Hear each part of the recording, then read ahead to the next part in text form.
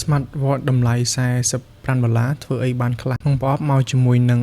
សៀវភៅណែនាំហើយនឹងខ្សែសាកមួយនាឡិកានេះមានទាំងតួពណ៌ខ្មៅហើយនឹងពណ៌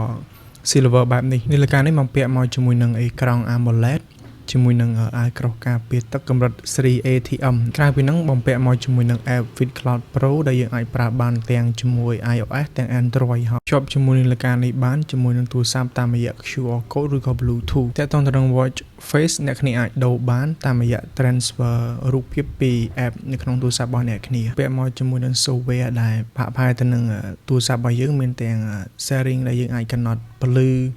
តើតើទៅនឹង system អីយើងអាចឆែកមើលបានយើងអាចធ្វើការ call តាមរយៈនាឡិកានេះបានហើយនឹងទទួល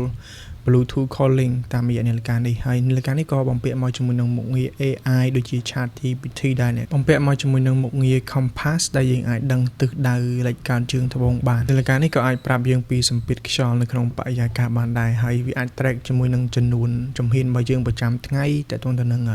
ការដុតកាឡូរីហើយនឹង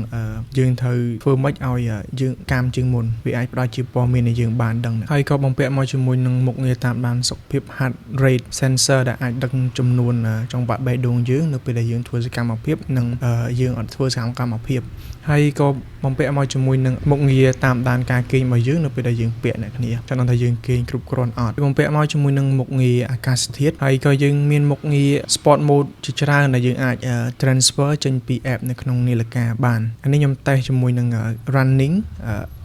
ចាំដឹងថាវា accurate អត់អញ្ចឹងវាកណនី step របស់យើងហើយចំនួនម៉ោងហើយនឹងរយៈពេលអញ្ចឹងទៅតើទៅនឹង calorie តើទៅនឹងហើយវាមានមកជាមួយនឹងមុខងារ ChatGPT ដែលយើងអាចនិយាយជាភាសាអង់គ្លេសទៅលើនាឡិកាហ្នឹងទៅវានឹងឆ្លើយជាភាសាអង់គ្លេសមកវិញនៅលើនាឡិកាហ្នឹងដែរបងប្អូនទាំងអស់គ្នាអាចតាក់ទងទិញតាមរយៈTikTok មួយនេះហើយនឹងតាមរយៈ Telegram ខាងក្នុង account TikTok មួយនេះតម្លៃ45ធានា6ខែហើយអីដែលពិសេសនៃការនេះបញ្ចូលម្ដងប្រើបានរយៈពេល7ថ្ងៃ